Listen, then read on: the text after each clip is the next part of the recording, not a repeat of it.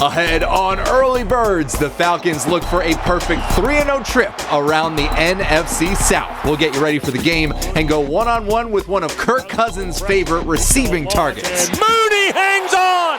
Touchdown, Atlanta! Plus, what do all the upsets mean in college football? And Grady gives a lift to those who truly deserve it. That and more on Early Birds. Grab a cup of your favorite Joe and let's talk Falcons football on Early Birds, presented by Mercedes-Benz. Good morning, welcome into Early Birds. He's DJ, I'm Justin, and Shock. One word to describe tomorrow's opponent, the Carolina Panthers. I'm going to go with frustrating. Frustrating is a good one. I think there might be some Panthers fans who agree with you on that. Falcons will try to frustrate them more. Let's get things started with the opening drive. Shock, Falcons and Panthers tomorrow, 4:25. Late start here on Fox 5. Atlanta coming off a great offensive day. Carolina, meanwhile, allowing a league-worst 33 points per game. Should be a good recipe, right? It should be, and everything points to it being a good recipe, but you know you got to go play the ball game. I think the Falcons have to continue to build on what they've been doing the last couple of weeks, primarily last week when they had the offensive explosion. You cannot rest on your laurels just because, hey, this team is giving up 30-plus points a game. You have to go out and take it still. It's still a division game. It's on the road. It's a little bit different than what you've seen the last few ball games, so you still have to play to that standard in which you played to last week and try to get everything done you need to go get a win. Yeah, the QB Shock sees improvement, but that doesn't mean Kirko is going for 500 every week. I do think there's been continuous improvement in the offense and in the pass game week to week, and you never know what each week is going to bring. Some games are going to call for you to go out and throw for a whole bunch of yards, and some games are not going to call for you to do that, and we're going to have different plans. So the key is that whatever you do, you find a way to do it well and to get a win each week, no matter how it's done. As we continue on the opening drive, Shock, the Panthers will stick with Andy Dalton at quarterback. He's looked okay at times, subbing in for Bryce Young, of course. So what's the scouting report? You know, it's a guy who's been around for a long time. It's a reason. He came into this league in 2011, so you know he's a veteran quarterback. He understands what it takes to win ball games. He's completed 65% of his passes. He's got 5 touchdowns, 2 interceptions. But the last 3 ball games, he's thrown it a lot. 28 attempts last week versus Cincy and the Raiders, 40 and 37 attempts. So that tells you, guess what? They're leaning on the red rifle a little bit to throw the ball around and see if he can help you win ball games. We'll see what happens. Now, the Falcons are last in the league in sacks. They surely hope they get Dalton on the ground to boost those numbers. Missed opportunities where you was out there and maybe got juked by the quarterback or something we didn't go on a certain blitz I was supposed to go, or maybe somebody was supposed to be covered that'll make the quarterback hold the ball. I mean, it's a million different ways you can look at it to find out what's this and what's that. At the end of the day, though, none of that matter. We got to get them on the ground. You know what I'm saying? And I think that's what the focus is for everybody. And the biggest number that matters is adding a win to the total. Shock, as we wrap up the opening drive. The Falcons are favored in this game, understandably so, right? But what's the message in the building this week when players, they know how tough the season's been so far for Carolina? Nobody cares, because it could be the other way around. Right. And guess what? Carolina would not care anything that's going on in your building. You have to go out and still establish that, hey, this is a team that's starting to grow. You want to win ball games. Yeah, it's still early in the season. This is on the road. It's a different environment. It won't be as hectic as it was, the last few weeks. But you still have to go out and play to that standard I just talked about and win this ball game, because you never know in the NFL. You got to remember, these guys on the other side, they're getting paid too. So they have lifelines on the line as well. They're going to play their best football and try to go get a win and upset you. Yeah, absolutely. Big opportunity for Carolina to turn things around in a tough season so far. Welcome into Early Birds alongside DJ Shockley. I'm Justin Felder, and one thing I'm going to be watching, Shock, is the Falcons' run game this week. 97 yards per game rushing so far, towards the bottom of the league. And that's a good call, Justin, because you think about where this team was last year, a team that crushed people in the run game. You're like, what has changed? They have the same cast of characters. Hopefully this is a game where you get that back going again, and it helps the entire offense and you become even more balanced. Well, Shock, as a great Charlotte native once said, to be the man, you got to beat the man. I like that. Yeah, like that. Ric Flair, I appreciate it. Charlotte's I got own. That one. Go warm up the television. We'll see you in just a few. But first, Darnell Mooney has been the man this year on the Falcons offense. Breakout star, the fifth-year receiver, is on pace to shatter all his career highs, catches, yards. In fact, Mooney's 3 touchdowns so far is already 1 shy of his best mark in any season. He's also not afraid to speak his mind and let Falcons fans know a little bit more about the behind the scenes of an evolving offense. Our Kelly Price talked to Mooney one-on-one this week. What's it been like through the first couple of weeks? Because obviously, fans and anyone from the outside is like, okay, first couple of weeks passing game wasn't what it was obviously on Thursday night when it exploded. Talk about kind of the evolution that you guys have gone through, quarterback, receiver, that relationship, that trust you guys kind of have to build. I mean, everything's a process. You have to go through a lot of things to get where you are at some point of life. So you have to treat the same thing within that. And everything is new to us. It's the first time we all played in a game together. So you can practice a lot of things, but the game is completely different. The rhythm of everything. You have flags, you have timeouts, you have so many things that you can't really practice it. So. And then that feeling of actually being in the game is completely different. So I'm not saying like the first 4 games was our preseason, but it was definitely like, a ramp up period. And obviously some of those games we wanted to win, but it was definitely, everything's a process. So. Where do you feel like this team is at as far as like when you compare it to other teams at this point in the season? Like what maybe stands out about the progress you guys have made so far? I would say we understand that we can be good, and but we don't know how good we actually can be. I would say we are going through like a lot at the beginning of the season as far as like 2-minute situations of like going to win the game, or defense making a huge stop, or whenever we have something like sudden change, it's something had happened mistakenly wise, and we've came on top.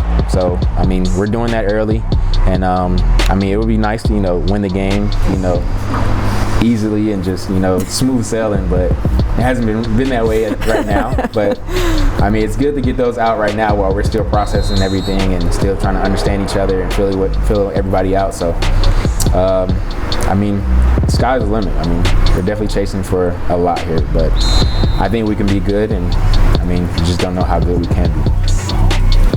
It's time to get some game intel from Shock. You're invited into the film room, so cut the lights and let's get started. Thanks, Haircut. Let's get started. We're talking about the offense and some of the things that happens within a play, from formation to motion, and also just smarts and nuances to know where to go with the football. Now, this is the touchdown by Drake London. There's a lot of things going on in this play that allows them to be successful, and then the finish is what I like to watch too as well. Now, watch my man. So Mooney's going to go in motion here. When he goes in motion, this guy expands just a little bit. But also the guy who can take this play away is this linebacker, because what's going to happen is Drake's going to run a little option route. He's going to look heavy off the line of scrimmage, and then he's going to run an option route to sit right in between here. Now, the other thing to pay attention to is because you send three to a side, you got this receiver, tight end, and Al just going to come out. He's going to come this way. When he comes this way, this backer moves this way and allows for a huge lane to throw the football. So let's watch this play unfolds. Here comes Mooney come out. Motion, watch him expand. Now you see the area to catch this football and gives him a chance to get upfield. Now I'm going to show it to you from the back end. You love the tough physical play here. Now watch this play here. Now watch as you come out here. Look at this backer. You see this backer? As soon as this guy goes this way, he expands and then opens up this huge hole where Drake is going to come through. This back is wide and they're playing quarters coverage on the outside. You have a huge void. Look at this ball. It's coming out, not allowing this guy to get there in time to go make the play. And then you talk about the tough physical nature that Drake London finishes with. It's an unbelievable job of play call, formation, nuances inside this play that gives the Falcons a chance to go get a touchdown. Hey, Justin, I love this play. I hope we continue to call it, and I hope it happens on tomorrow night when we get a chance to score even more touchdowns and be explosive like this. Yeah, Shock, great breakdown. A little finesse, a little play design, and a lot of toughness. Great stuff. We got more to come on Early Birds. Busy day of college football ahead. And if it's anything like last week, we're in for a wild ride. Michael Jenkins will break down what all those upsets mean. Plus, you want to play lower, you want to play fast. You can't be laid off the ball. Chris Lindstrom takes you where no mere mortal would hope to survive, into the trenches on the 1 yard line. Buckle up, that's when we go deep. You're watching Early Birds, presented by Mercedes-Benz. Best, nothing. And sponsored by the Georgia Lottery. Today could be the day. And the Home Depot. How doers get more done. More Early Birds coming back at you. Early Birds. It's not Saturday down south without talking college football. Brought to you by Zaxby's, famous fingers and sauces. Here's Shock. Oh, my guy Michael Jenkins has entered the chat. He is in the building. We got a big weekend of college football coming up today, Jake. Obviously, a big bunch of great games, obviously. Yep. But let's go back to last week for a minute. Last week was crazy. Thought it was going to be a quiet week. Bama goes down. Tennessee goes down. But when you think about the bigger picture of, does that reset the season for some teams like UGA who had an early loss? In a way it does, and it doesn't. I mean, Georgia still controls its own destiny. I mean, you got to play Texas, you got to play Ole Miss, you got to play Tennessee. So if obviously y'all win that game, your dogs are in. Right. They're in the playoff. But, it's going to be interesting to see, is it 3 or 4 SEC teams in? Because Texas A&M is 3-0 in the SEC. So that's that little sleeper that can play spoilers to some of these teams. Hey, Jake, that's a good call right there. All right, here's Kirby Smart on how tough it is to keep players motivated from week to week. You do the best you can. You try to deliver the message in different ways so they buy into it, but it is certainly a challenge. All right, one game everybody is absolutely buying into is Texas, Oklahoma. Always a meaningful game with major implications. But does Oklahoma still have that kind of staying power? Do they have a shot in this ball game versus a Texas team on offense that can light it up? They definitely can light it up. Obviously, Quinn Ewers coming back is going to be the starter in this game today. And, this is a rivalry game. No doubt. Oh, man. So for Texas to be favored by 2 touchdowns is absurd. And 9 out of the last 10 games have come down to 1-score games. Even with Oklahoma starting a freshman, his debut in this big red rivalry shootout. But the last few guys that made their debut, Spencer Rattler, Dylan Gabriel, Jalen Hurts, they all won for Oklahoma. So we'll see what happens. Jake dropping dimes on him today. He feeling good. All right, Texas head coach Steve Sarkisian says they must do a few things well when facing OU's QB Michael Hawkins Jr. Yeah, we want to try to get to the quarterback, but our rush lanes are really critical in this game because when he pulls it, it's not to get 4, 5, or 6 yards. I mean, he went 50 for a touchdown against Auburn, so we got to be really mindful of his ability to extend plays and then create explosives with his legs. Veteran within the system in Quinn Ewers. They got, quarterbacks that can push the ball down the field. They have, aggressive play design. They're always have been an explosive offense under wherever Sarkisian's been. He's trying to take the top off the defense from the jump. All right, Jake, I'm just going to sit back and let you go because this is probably the biggest game. We haven't had a chance to talk Ohio State, but Ohio State going to Alton Stadium, number 2 against number 3. I mean, take me through it now. What's the keys to your Buckeyes to get a win on the road and sit there? Yeah, I mean, they might be the front runners after this weekend. I mean, can I just say, Knew it was coming. I mean, I'm excited for this game. I mean, this is really going to test to see who's for real, especially in the Big Ten for us. Yeah. My Buckeyes going on the road out to Eugene. That dude that nice too right there. A really good Dan Lanning, team that's fundamentally sound, great on defense. And so it's going to be a true test for the Buckeyes to see, what we do in this game. My man right there, Smith, did he break some of your records right there? You think it goes down? I think it goes down. I mean, the kid's going to play 18 games a season. They go all the way, but he's a special talent. Man, I cannot wait for that game tonight. Should be a good one. You say they get the win? Definitely. No doubt. No doubt. We should be favored by 14. I don't know why it's only 3 points. Jake feeling good in here, Justin. All right, Jay, we appreciate it. Can't wait to see what happens next week. Justin, former Tech head coach and now DC for the Tar Heels, Jeff Collins, taking over for his whole old team. Does that have any concern for you with the Jackets this week? Shock, look, Jackets coming off a big win. Some familiar faces over there when they visit Chapel Hill. That should be a fun one. See if Georgia Tech can keep up the momentum. Thank you for not making me talk about the Gators for Tennessee. All right, guys, great stuff. It is the place on the field where none of us would survive longer than it takes to say the word hike on the goal line in a battle between the offensive line and the defensive line. We wanted to find out what it's actually like in that situation and how to help your team find the end zone. Falcons O-lineman Chris Lindstrom explains the goal line in this week's Going Deep. So that's situational awareness, and that's such a big part of what you have to do as an offensive lineman. So all right, goal line, that's the situation. The defensive is going to play up, usually play more aggressive, and fundamentally there's usually like 2 or 3 different ways that defenses can play it. So I think leverage is a huge aspect of it.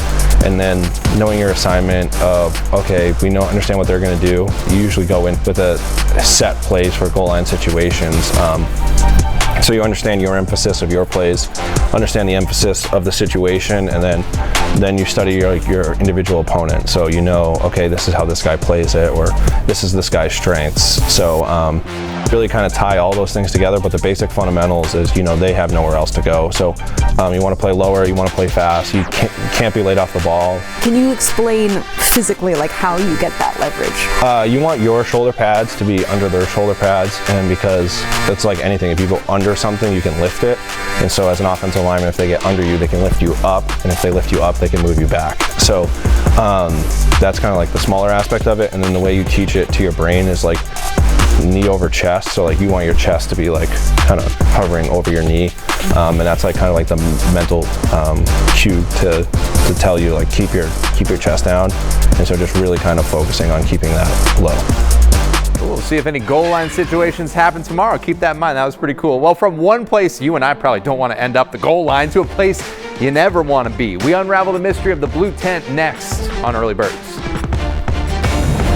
Going Deep is brought to you by Zaxby's, famous fingers and sauces. We're getting your Saturday started right. Early Birds is back in a moment. Welcome back to Early Birds. Well, it's a place every NFL fan is familiar with seeing from the outside only. The Blue Medical Tent is an important place on the field for team medical personnel and for players. That's the focus of this week's Emory Road to Recovery. The blue tent is obviously great for privacy. It's a very popular sport. It's a very big stadium everywhere we go. There's a lot of eyes on the field and on the sideline. And so if an athlete needs to go in the blue tent, it gives us a moment to have a little bit of privacy. Everybody can take a breath. We can have a nice, quiet, calm conversation with very limited eyes paying attention. And so that reassures the athlete that they're being taken care of. And then we can kind of assess the situation. So we do anything and everything in that blue tent, from